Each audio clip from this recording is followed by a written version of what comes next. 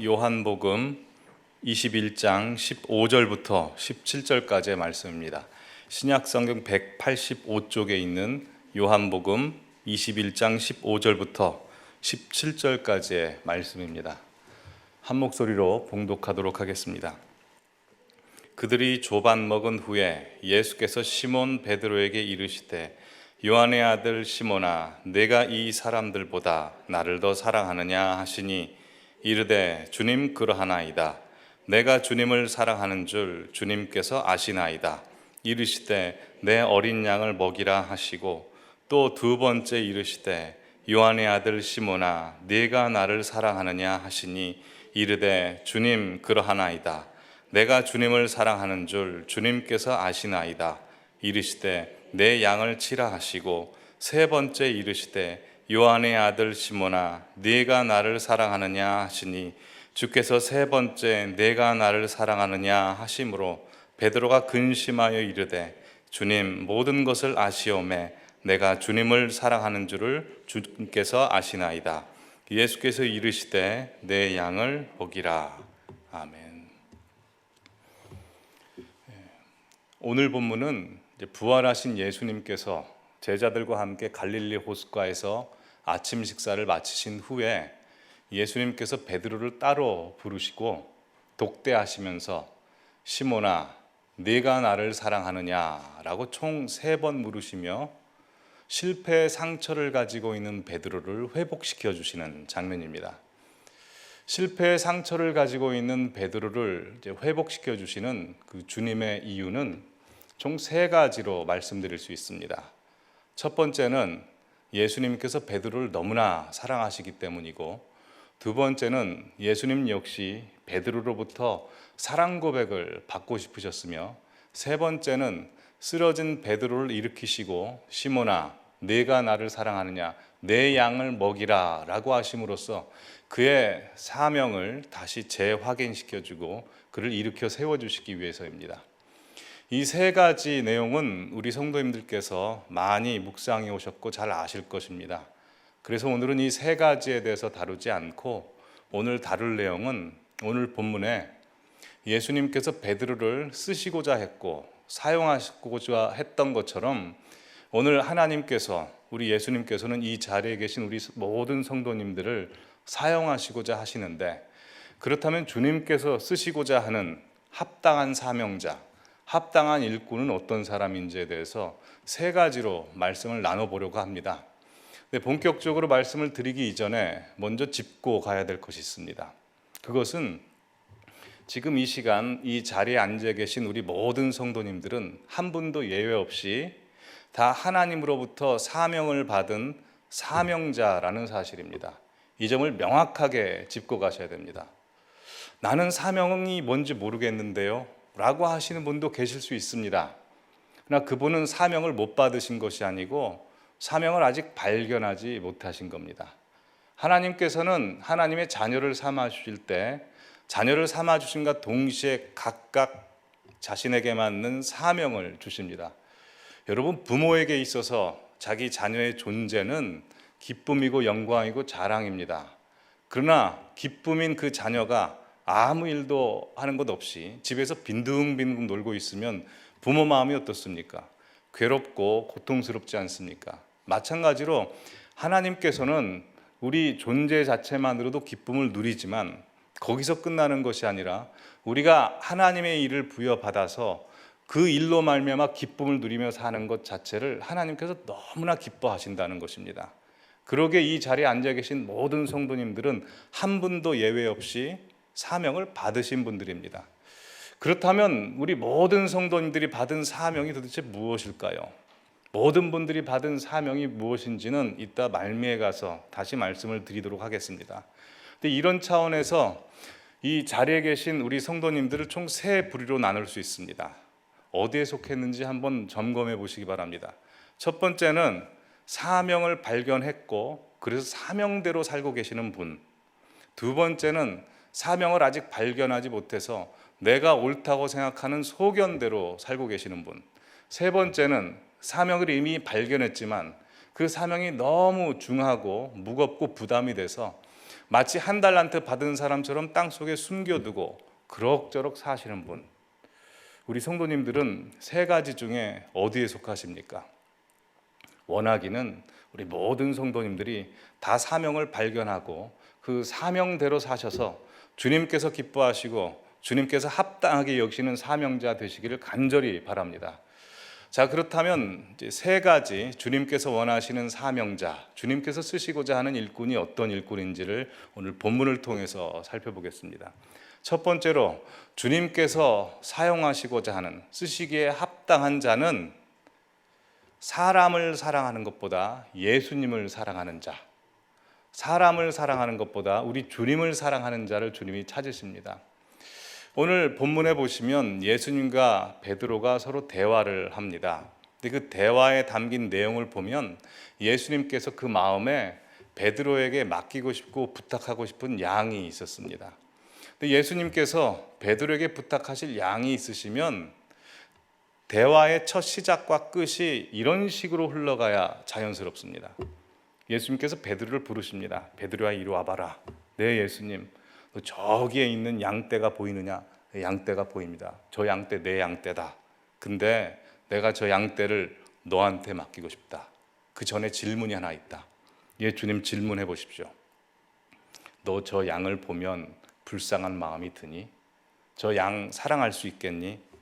한참을 베드로가 생각을 하다가 이렇게 얘기합니다. 주님, 제가 저 양을 보니까 마음이 많이 불쌍해지네요. 제가 저 양을 사랑할 수 있을 것 같습니다. 그러자 베드로가, 예수님께서 이내 가슴을 쓸어내리시면서 휴, 다행이다. 그래, 그 마음이면 됐다. 그 마음 가지고 내 양을 치고 먹이라 라고 하셔야 대화가 자연스럽고 논리적입니다. 근데 오늘 본문의 대화는 그렇게 이루어지지 않고 예수님께서 베드로를 부르십니다. 베드로야, 이리 와봐라. 네, 예수님, 저기 저 양떼를 내가 너한테 맡기고 싶은데 질문이 하나 있다. 예, 질문하십시오. 너 저 양을 사랑하니? 라고 물으시는 것이 아니고 너 나를 사랑하니? 라고 물으십니다.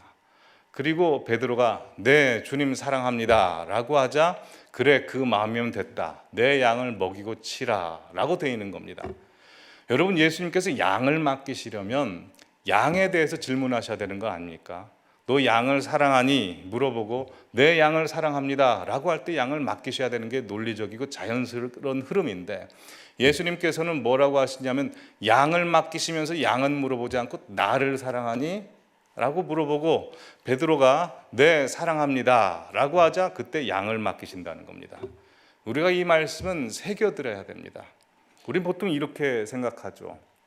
교사가 아이들을, 목회자가 성도를, 셀 리더가 셀원들을 사랑해야 된다. 맞는 말이고 기본적인 이야기입니다. 그러나 오늘 성경은 그렇게 강조하고 있지 않습니다. 성경이 말하는 것은 하나님의 부르심을 따라 성가대가 되고 교육자가 되고 셀 리더가 되고 각종 봉사자가 되고, 아니 교회에서 봉사를 안 하고 직책이 없다 하더라도 한 영혼을 책임져야 되는 지금 이 자리에 계신 우리 모든 성도님들께서 하나님의 일을 하실 때 반드시 기억하셔야 되는 한 가지는 하나님께서 나에게 맡겨주신 일, 하나님께서 나에게 맡겨주신 그 영혼을 내가 사랑하여 섬기고 헌신하는 것이 아니라 하나님을 사랑하고 하나님이 나를 사랑하고 하나님이 나에게 맡겨주신 그 영혼을 사랑하게 그 영혼을 감당하고 헌신하고 봉사해야 된다는 겁니다. 진정한 교사라고 하는 것은 자신의 사랑으로 아이들을 사랑하는 것이 아니라 하나님을 사랑하는 마음에 하나님이 그 아이들을 사랑하기 때문에 주님 사랑 때문에 아이들을 사랑하는 것이 진정한 교사요. 목회자가 성도를 사랑해야겠지만 인간 목회자가 성도를 사랑하는 것은 너무나 초라한 사랑이기에 진정 사랑은 목회자가 하나님을 사랑하고 하나님이 목회자를 사랑하며 하나님께서 그 주어진 양떼들을 사랑하기에 그 양떼들을 섬기고 봉사하는 것, 그래야 진정한 목회를 하는 것이고 셀 리더 역시 셀원들을 열심과 헌신과 성실함으로 봉사해야 되겠지만 그 모든 인간적인 것들은 오래 갈 수 없기에 셀 리더분들은 하나님을 사랑하고 하나님이 셀원들을 사랑하는 그 마음으로 헌신하고 봉사하는 것이라는 것입니다. 따라서 주님께서 찾으시는 일꾼이라고 하는 것은 자기가 그 일을 좋아해서 하는 그 사람도 아니요, 같이 일하는 사람이 내 마음에 들어서 그 일을 하는 것도 아니요. 내가 주님을 사랑하기에 어떤 일이 주어져도 맡겨져도 그 일을 감당하는 사람, 주님께서 그 사람을 찾으시는 사람이라는 것입니다. 따라서 우리에게 맡겨진 모든 일들이라고 하는 것은 주님 사랑하는 마음, 그리스도의 사랑이 나를 강권하시는도다 라고 말씀했듯이 주님 사랑하는 마음으로 감당해내는 것이 주님의 일이라고 하는 것입니다. 그렇다고 교사가 학생을, 목회자가 성도를, 셀 리더가 셀원들을 사랑하지 말라는 건 아닙니다. 사랑해야 됩니다. 그러나 분명히 반드시 기억해야 되는 것은 내 속에서 일어나는 그 사랑 가지고는 안 된다는 겁니다. 그것 가지고는 오래가지 못한다는 겁니다. 일도 마찬가지죠. 내가 좋아하는 그 일, 그래서 그 일을 한다면 그 일은 생명력이 짧다는 것입니다. 왜 그런 줄 아십니까? 내가 좋아하는 그 일, 내가 좋아하는 그 사람은 영원히 나에게 만족을 줄 수 없기 때문입니다. 그 사람이 좋고 그 일이 좋아서 하면 꼭 실망하게 돼 있고 지치게 돼 있습니다. 그러기에 오로지 우리의 헌신과 봉사는 주님 사랑하는 마음으로, 왜냐하면 우리 주님은 절대 우리를 실망시키지 않은 망고불변의 진리의 하나님이시기 때문에 그분을 의지하며 그리스도의 사랑에 관건함으로 사랑하셔야 된다는 겁니다. 우리 성도님들을 뵈면 가끔씩 우리 성도님들이 교회인지 교회가 우리 성도님들인지 헷갈릴 정도로 교회를 위해서 가슴 아파하고 눈물 흘리고 그렇게 교회를 좋아하고 사랑하시는 분들이 많습니다. 그분들의 얼굴을 가끔씩 떠올릴 때면 마음이 따뜻해지고 감동이 되고 은혜가 됩니다. 누구라고 할 것 없이 이 자리에 계신 모든 성도님들이 교사로, 성가대로, 찬양대로, 직분자로, 셀 리더로 보이는 곳 보이지 않는 곳에서 다들 열심히 봉사하십니다. 뵈면 기쁨으로 감당하십니다. 사실 교회 일이라고 하는 게 이게 고단한 일이거든요. 세상 일은 자기가 능력이 있고 결과만 좋으면 다 됩니다. 그러나 교회 일은 그렇지가 않습니다. 영적인 문제라서 쉽지가 않습니다. 교회 일이 체질이 맞아서 하시는 분들 여기에 아무도 안 계실 겁니다. 교회 일 자체가 좋아서 그 일을 하신다면 아마 한 달도 못 가서 다들 지칩니다. 그러나 봉사하시는 우리 성도님들 뵈면 다 기쁨으로 하십니다. 어떻게 기쁨으로 하실까? 유심히 살펴보면 이유는 딱 한 가지입니다. 내가 주님을 사랑하고 주님이 나를 사랑하시는데 그 사랑 때문에 그 사랑을 표현할 길이 없어 각자 영역에서 다르게 헌신하고 봉사하는 겁니다. 뭐 하고 있는 겁니까? 주님께 사랑 표현하고 있는 거죠. 만약 우리 성도님들의 헌신과 봉사와 충성이 사람들의 시선을 향하고 있고 사람들의 박수와 갈채를 향하고 있다면 그 오래 못 가는 겁니다. 그러게 주의 일이라고 하는 것은 언제나 그리스도의 사랑이 나를 강권하시는 도다로 해야 됩니다. 주님의 일은 내가 그 일을 좋아해서 하면 절대 안 됩니다. 좋아해서 하면 조그만 일에도 서운해지고 억울해지고 상처받기 십상입니다. 오직 주님을 사랑하는 마음으로 하셔야 된다는 겁니다. 그래서 골로새서 3장 23절에 나와 있듯이 이렇게 돼 있죠. 모든 일에는 무슨 일을 하든지 마음을 다하여 주께 하듯 하고 사람에게 하듯 하지 말라. 휴지 한 장을 주어도 주보를 한 장 나눠줘도 사람에게 하는 것이 아니라 내가 주님을 사랑하기에 이 일을 주님께 합니다 라는 마음으로 하시는 겁니다. 근데 그렇게 봉사와 헌신을 하시면 다들 경험하셨을 겁니다. 나도 모르는 힘과 감동과 기쁨이 흘러넘칩니다. 느헤미야 8장 10절에 나와 있다시피 여호와를 기뻐하는 것이 너희의 가장 큰 힘이다 라고 되어 있듯이 주님의 일을 하면 나도 모르는 힘이 샘솟는 겁니다. 그러기에 우리 성도님들께 누가 와서 왜 그 일을 지치지도 않고 실증 내지도 않고 하십니까? 라고 물어보시걸랑 이렇게 대답하시는 겁니다. 내가 주님을 사랑하는데 그분으로부터 나오는 힘과 능력과 기쁨으로 감당하게 됩니다 라고 하시는 겁니다. 지금까지 그렇게 헌신해 오셨듯이 앞으로도 그렇게 헌신하고 봉사하시는 우리 사랑하는 성도님들 되시기를 간절히 바랍니다. 두 번째로 주님께서 쓰시기 원하는 사람, 주님께서 합당하게 쓰시는 사명자는 어떤 사람일까요? 하고 싶은 일을 하는 사람이 아니라 맡겨진 일을 하는 사람입니다. 하고 싶은 일을 하는 사람이 아니라 맡겨진 일을 하는 사람. 질문을 드리겠습니다. 두 가지 중에 한번 선택을 해보시죠.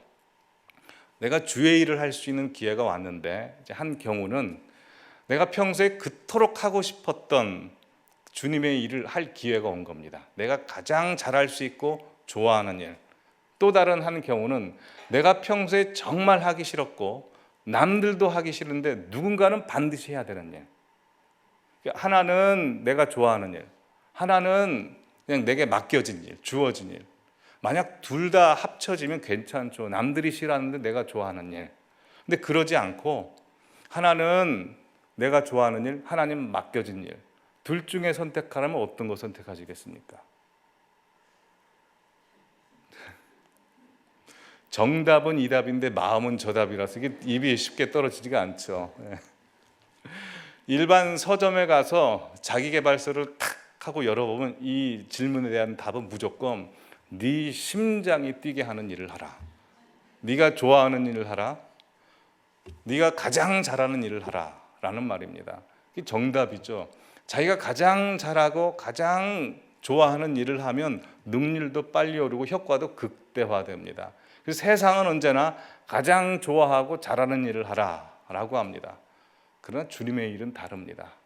주님의 일은 내가 하고 싶은 일과 맡겨진 일 중에 어떤 걸 선택해야 하냐, 100% 맡겨진 일을 하라는 것입니다. 여러분, 내가 좋아하고 내가 잘하는 일을 하는 걸 가리켜 일이라고 하지 않고 플레이, 놀이라고 합니다. 그러나 내가 하기 싫지만 맡겨진 일을 하는 걸 가리켜 미션, 사명이라고 하죠. 예수님께서 베드로에게 놀이터의 놀이꾼으로 부르시지 않으셨습니다.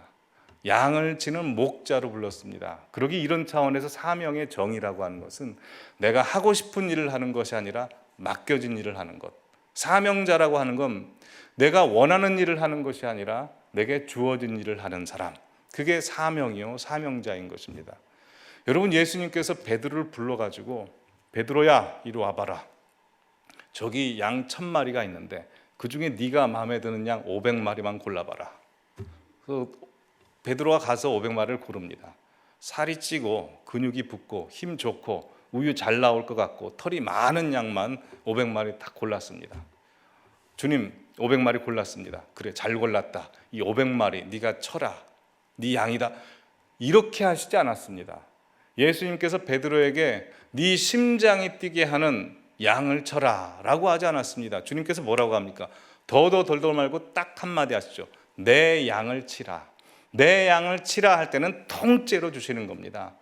통째로 주시는 그 양에는 베드로 마음에 들지 않는 양이 있을 수 있고, 베드로가 생각하기에 쓸모없다고 생각하는 양이 있을 수 있고, 아무 필요 없고 원하지 않는 양이 들어가 있는 겁니다. 그러나 베드로는 아멘 하고 통째로 받아버릴 때 그런 사람을 주님께서 찾으신다라고 하는 것입니다.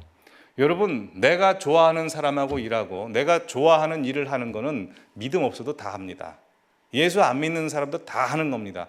그러나 우리의 믿음이 어디서 작동돼야 되냐면 주님께서 그냥 맡겨주신 사람, 주님께서 그냥 부여해 주신 일, 그거 감당하는 것이 주님의 일, 미션, 사명이라는 겁니다.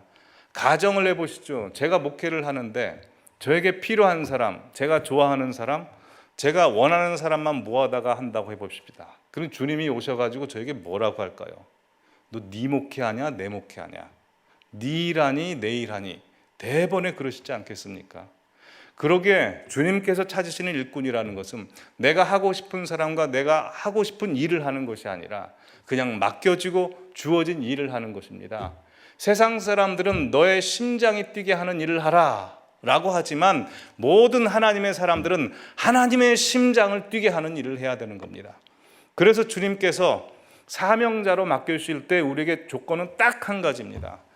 기쁨이 있느냐 없느냐도 아니고 능력이 있느냐도 없느냐도 아니고 맡은 자에게 구할 것은 충성이다. 토달지 말라는 겁니다. 내 스타일, 이 스타일, 저 스타일 이야기하지 말고 주신 대로 하라 라고 하는 것이 주님께서 맡겨주신 사명이라는 것입니다. 저도 돌이켜보면 참 후회가 되는 일이 있습니다. 전도사 초창기에 제가 사역했던 교회에서 이제 교육전사님들 수요 예배를 나오게 했거든요. 수요 예배를 나오게 해서 무슨 일을 시켰냐면 교육전사님들 돌아가면서 이제 어린 자녀들을 데리고 오는 부모들이 있지 않습니까? 그 부모들이 예배를 드릴 수 있도록 아이들을 타가해주는, 아이들을 좀 보살펴주는 그 일들을 돌아가면서 시킨 겁니다. 다른 전사님들은 기쁨으로 순종하는 마음으로 그 일을 감당했는데 저는 그때 입이 이렇게 나왔습니다. 아니, 내가 이 교회에 온 것은 말씀을 가르치고 성경 공부하고 함께 사역을 하러 왔지 애들 보러 왔나. 그때 좀 건방진 생각을 해가지고 할 때마다 불평하고, 충성을 다한 게 아니라 기쁨으로 한 게 아니라 억지로 하면서 입이 이렇게 나왔습니다. 수년의 시간이 흐른 후에 제가 사역을 점검하면서 하나님 앞에 여러 가지를 놓고 이제 기도하던 중에 이 사건이 탁 떠올려지면서 저에게 들어온 질문이 이겁니다. 네가 그때 네 일 한 거니 내 일 한 거니, 나를 사랑한 거니 네 자신을 위해서 한 거니? 참 후회가 됩니다. 여러분, 우리 신앙 가운데 하나님께서 이렇게 질문하시는 경우들이 있습니다. 네가 하고 싶은 할 때 네 일 하는 거니 아니면 내 일 하는 거니, 나를 사랑하는 거니 아니면 네 자신을 위해서 하는 거니 라고 물어보신다면 우리 성도님들 어떻게 하시겠습니까? 그렇게 지나온 날들 혹시 저처럼 그런 일이 있으셨다면 이제부터는 그런 후회하시는 선택을 하지 마시고 맡겨진 것에 충성하고 헌신하시는 우리 사랑하는 성도님들 되시기를 간절히 바랍니다. 아멘. 네. 세 번째, 주님께서 찾으시고 원하시는 사람, 어떤 사람일까요? 최고가 되기보다는 최선을 다해서 주님을 사랑하는 사람, 최고보다는 최선을 다해서 주님을 사랑하는 사람입니다. 이 말은 좀 이해가 필요합니다. 오늘 본문에 보시면 예수님께서 베드로에게 이 질문을 하시죠. 베드로야, 네가 여기 있는 사람들보다 나를 더 사랑하니? 라고 물어보십니다. 그렇게 질문하셨을 때 주님의 의도가 무엇이었을까요? 두 가지로 설명해 보겠습니다. 둘 중에 어떤 의미가 맞는지 한번 생각해 보시기 바랍니다. 첫 번째, 베드로야, 여기 있는 사람들이 나를 사랑하는 것보다 네가 나를 제일 사랑하니? 이게 1번입니다. 2번, 베드로야, 여기 있는 사람들보다 나를 더 사랑하니? 이게 2번입니다. 질문의 차이가 좀 느껴지십니까? 좀 헷갈리십니까? 좀 더 쉽게 들어가 보죠. 1번은 이겁니다. 여기 100분, 100명이 있는데 100명이 나를 사랑하는 크기보다 네가 1등으로 나를 더 사랑하니? 그러니까 이 100명 중에 네가 1등이니? 라고 물어보시는 것이고, 2번은 네가 사랑하는 100가지 중에 내가 제일이니? 그러니까 너 안에서 예수님이 제일이니? 라고 물어보는 겁니다. 이게 2번. 1번과 2번 중에 어떤 게 정답일까요? 1번이요? 2번이요? 예. 이게 한글 성경하고 영어 성경을 살펴보면 다 애매모호하고 정답이 뭔지 모릅니다. 네, 헬라어를 살펴보면 정답이 다들 아시다시피 2번입니다.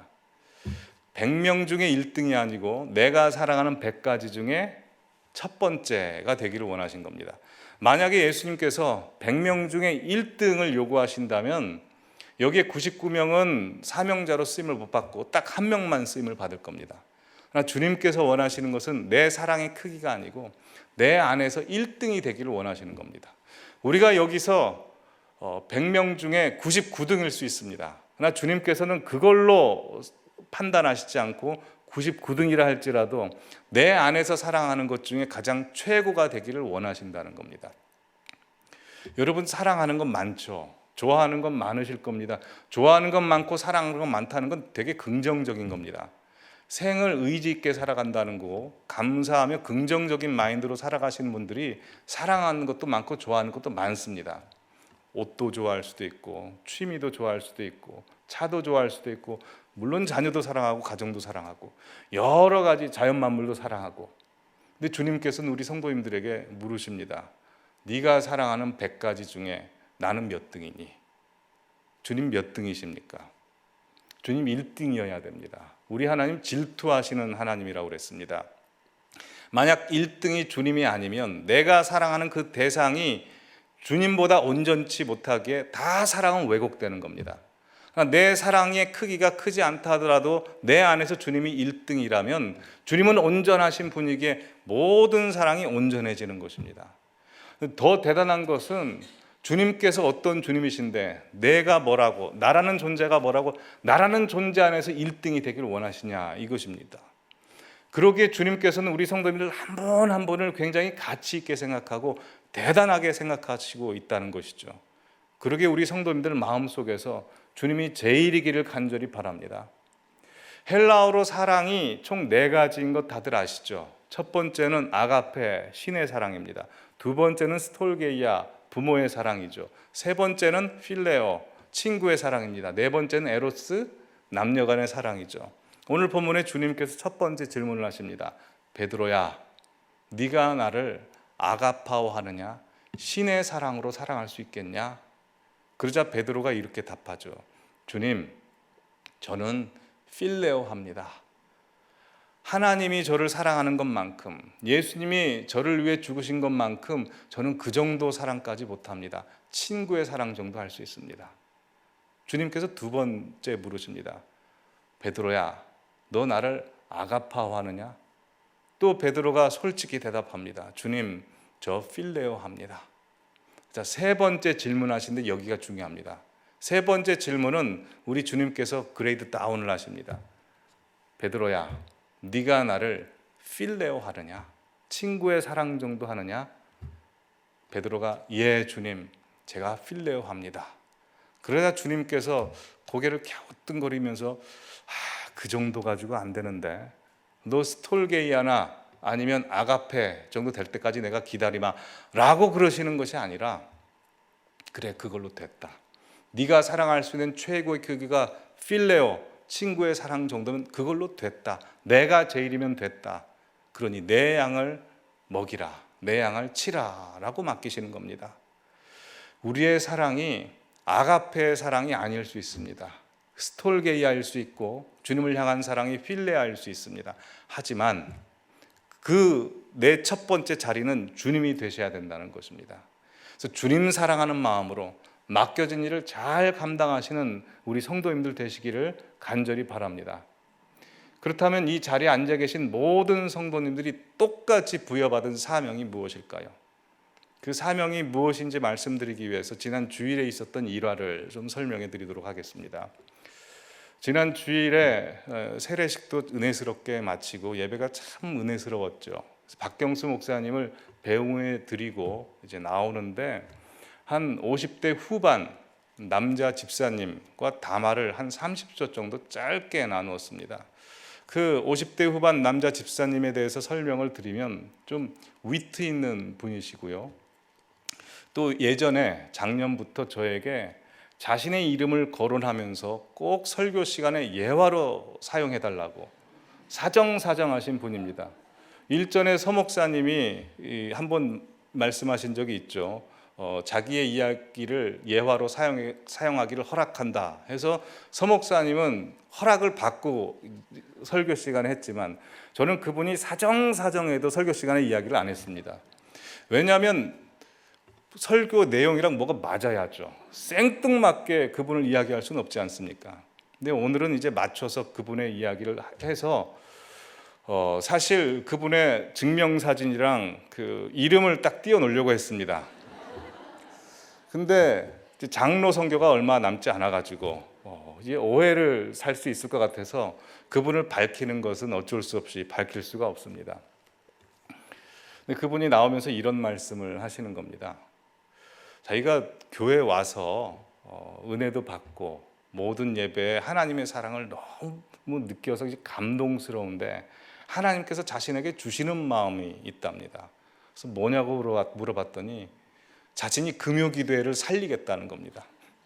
자기가 금요기도회를 살리고 싶은 그 마음을 주님께서 주셨다는 겁니다. 참 귀하다 하면서 한편으로도 참 재미있으면서 귀하다라는 생각이 들었습니다. 근데 사실 그 마음은 이미 우리 권사님들, 성도님들 마음속에 있었고 그 일을 시작하고 계셨죠. 참 놀랍다라는 생각을 하고 주일 저녁에 월요일 새벽 기도를 준비하고 있었는데 갑자기 성령께서 저에게 팍 꾸짖는 말씀을 하시는 겁니다. 근데 넌 뭐 하고 있니?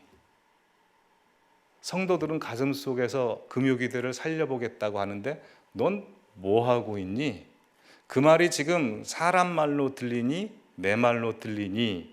라고 하시면서 주시는 말씀이 있었습니다. 두 가지 말씀이셨는데요. 이사야서 56장 7절 말씀입니다.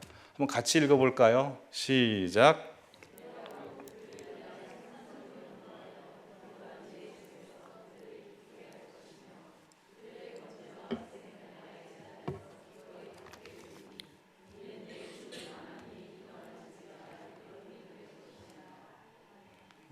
이게 첫 번째 말씀이고요. 두 번째 말씀 고린도전서 6장 19절에서 20절입니다. 같이 읽어보겠습니다. 시작.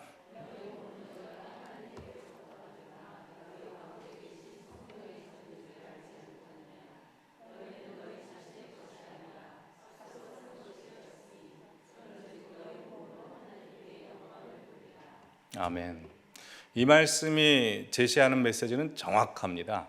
명확합니다. 우리 이 자리에 앉아 계신 모든 성도님들은 예수님의 핏값으로 산 성전입니다. 성전은 뭐 하는 곳입니까? 56장 7절 내 집은 만민이 기도하는 집이라 라는 것입니다. 우리 모든 성도님들이 다 부여받은 사명은 성전으로서의 사명, 기도해야 되는 사명, 예배드려야 되는 사명, 찬송해야 되는 사명자입니다. 만약 그 사명을 감당하지 못하고 있다면 주님께서 어떠실까요? 예수님께서 예루살렘 성전에 가서 맨 먼저 하신 게 뭡니까? 성전을 뒤엎었습니다. 내 집은 만민이 기도하는 집인데 기도하지 않느냐? 강도의 구려를 만들었도다 라고 해서 성전을 정화시키시는 것입니다. 하나님께서 우리에게 요구하시는 것은 각자 성전으로서의 역할, 기도하기를 원하십니다. 사무엘이 이렇게 이야기했죠. 나는 이 백성들을 위해서 기도하기를 쉬는 죄를 범치 아니하였다. 기도가 우리 모든 성도님들의 사명이라는 겁니다. 부모가 자기 자녀를 위해서 기도하지 않은 것 직무유기입니다. 맡겨진 가정을 위해서 기도하지 않은 것 사명자로서 일을 잘 감당하지 못하고 있는 것입니다. 왜 우리 성도님들이 금요기도회를 살려보자, 금요기도회를 많이 참석하자라는 마음들이 왜 일어날까요? 주님께서 주시는 마음이죠. 빌립보서 2장 13절에 하나님께서는 자기 기쁘신 뜻을 너희 안에 소원을 두고 일하신다고 했습니다. 그 마음은 주님이 주신 마음이고, 빌립보서 1장 6절에 너희 안에서 착한 일을 시작하신 이가 그리스도 예수의 날까지 그 일을 반드시 이루리라 라고 했던 그 약속의 말씀이 우리 안에서 이루어질 것입니다. 그러기에 성전으로서의 역할을 잘 감당하시기 바랍니다. 본인만 성전이 아니라는 것 꼭 기억하십시오. 내가 성전일 뿐만 아니라 옆에 있는 우리 모든 성도님들도 귀한 예수님의 핏값으로 산 성전입니다. 그러기에 성전으로서의 기능, 기도하는 사명자로서의 사명을 감당하지 못한다면 그분들 모시고 나와야죠. 그러지 않겠습니까? 왜 하나님께서 우리 성도님들 안에서 금요기도회를 사모하는 마음을 주실까?